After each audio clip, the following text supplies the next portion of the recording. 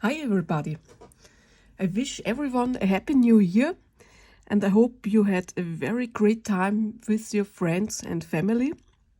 I decided to show you as my first ink of the year a standard ink. It's Kaweco Smokey Gray. You would say, oh, gray, it's boring. If you have never tried a gray ink, maybe look if you can get a sample. And maybe you will like it, because at the beginning I also thought that I would never ever like a gray ink, because for me it was boring. But then I tried one and I was blown away, because when it is not too light so that you can read it easily, I've realized that it is very easy on the eye. It is similar to a blue black or black that has shading,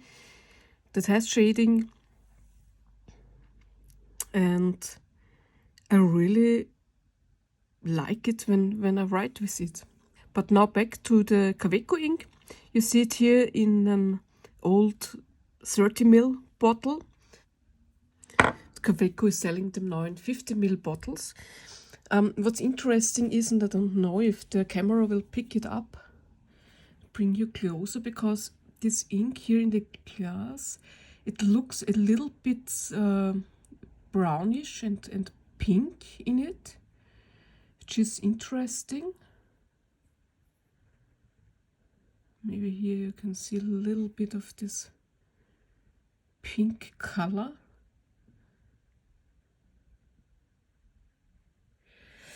So I will start with the Rhodia notepad. Or first, now I will show the ink chromatography,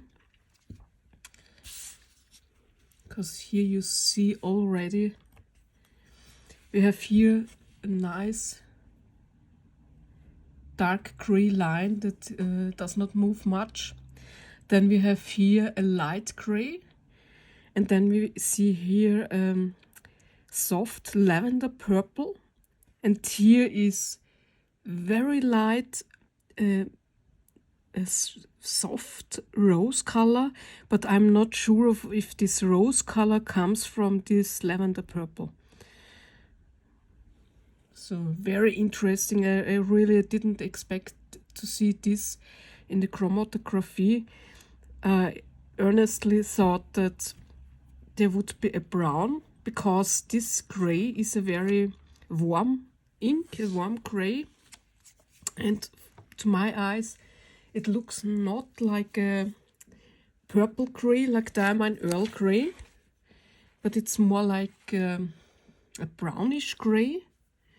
Here you see I have already made a ink swap. I will show it now when it is wet.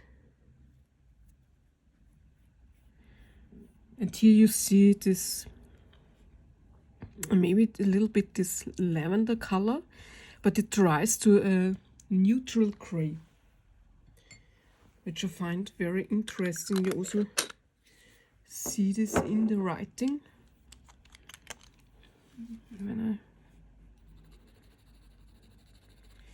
Here you see the comparison.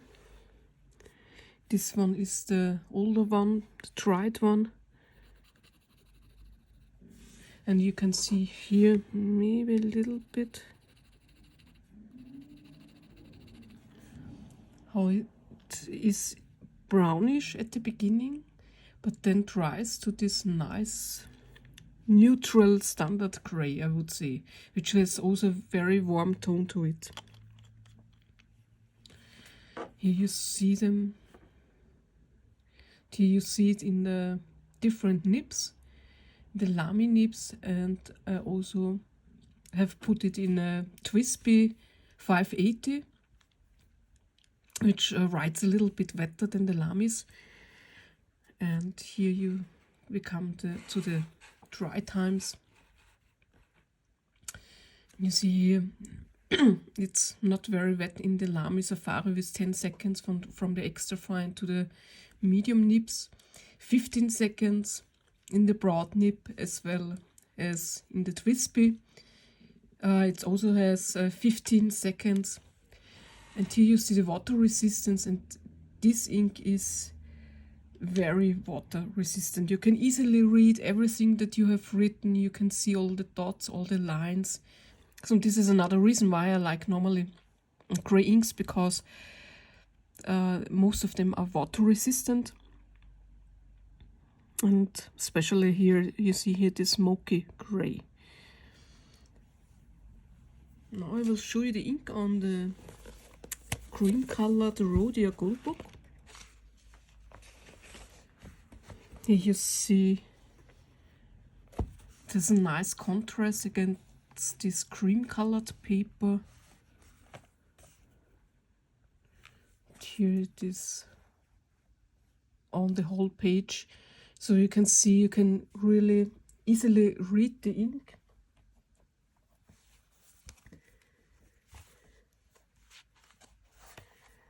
And the same goes for the Oxford Optic paper. Here on this bluish white paper, I had no bleed through, no feathering with this ink, no ghosting. A really lovely ink. And what I also want to show you, I started to write the inks also in a Hobonichi planner, so that I can show you the inks also on the Tomori River Sansen paper. Here you see it also looks very nice. Here I have to say that I think everyone that use the Sansen or the old Tomori River paper knows that there will be ghosting, because it is a very thin paper. Here is it on the whole page. So you see it is a very nice gray. Not too dark, not too light. In comparison, I will try this underground, because I realized that the camera changes the lightning every time when I put the ink card on the table. And I hope this will make it better. Here I have the Smoky Gray. Then here you see the Graphite. Graphite is much darker in tone and is more green. Then I here have the Earl Grey. And here you see that the Earl Grey has much more purple in it than the Smoky Grey. Then here's the Standard Grey from Diamine, which is cooler in tone. Diamine Ash is also very nice brown, not brown, warm grey. But Ash is also a bit darker in tone, and you can see here that Ash has less purple in it. And then from the green inkjet, here's Ghost. That Ghost is lighter in tone and has less brown. And Patrick Core from Troublemaker is more green. Then from Herbin, the Gris Nuage is much lighter in tone. Inkebara Brown Grey has more of a rose color in it. Then Tasha Aniso is darker in tone and much more cooler. It has more blue in it. Then Lame Crystal Agate. Agate is lighter in tone and has more yellow in it and no purple. Then Pilot Roshizuku Fuyu Suyogan is more blue in tone. The Kirisami is more brown, I would say, and is also lighter in tone. And Colorverse Under the Shade from the Earth edition Join the Ordinary also has more green and maybe also more yellow in tone. And now I have two inks that are similar a little bit in tone. The first one would be Grease the Hole from Jacques Herbin. Grease the Hole is a little bit darker in tone and also has maybe a little bit more blue in it. You see it here especially in the ink swab, but when you write with both inks, then in the writing the difference is not that great than you can see here on the ink swatch. But still it is not exactly the same ink. It is, as I said, a little bit more darker and has maybe more cooler tone in it. And then the other one is here Pelikan Edelstein Moonstone. But Moonstone is lighter in tone. And I'm not sure. I thought the Moonstone was limited edition, but you can still find it in the shops. So I don't know if they have put it into the regular line or if it was not very popular and that's the reason why it is still available. So, but in case that you have the Moonstone, then you get a little bit an idea how the Smoky Gray is. But as I've said, Smoky Gray is a little bit darker in tone, and also the Moonstone, I think, has maybe more of a yellow tint to it. And also from the flow properties, I think that maybe the Smoky Gray flowed a little bit better than the Pelikan Edelstein. So now the price comparisons. These are the prices from last year, but I think they have not changed much. Here you see it. You can get the Kaweco in 50 ml bottles for $8.90 at Stille and Stille would be the cheapest. But you also can try it first with the ink cartridges. And there you can get it cheapest at Fountain Feather for $1.85. But also normally here in Austria you can get the Kaweco at the local stores. It's another reason why I really like this ink, because it is easy accessible for me. I don't have to order it online. So now the Moonstone ink, you can get it also in the 50 ml bottle, and normally the price is around 20 euro.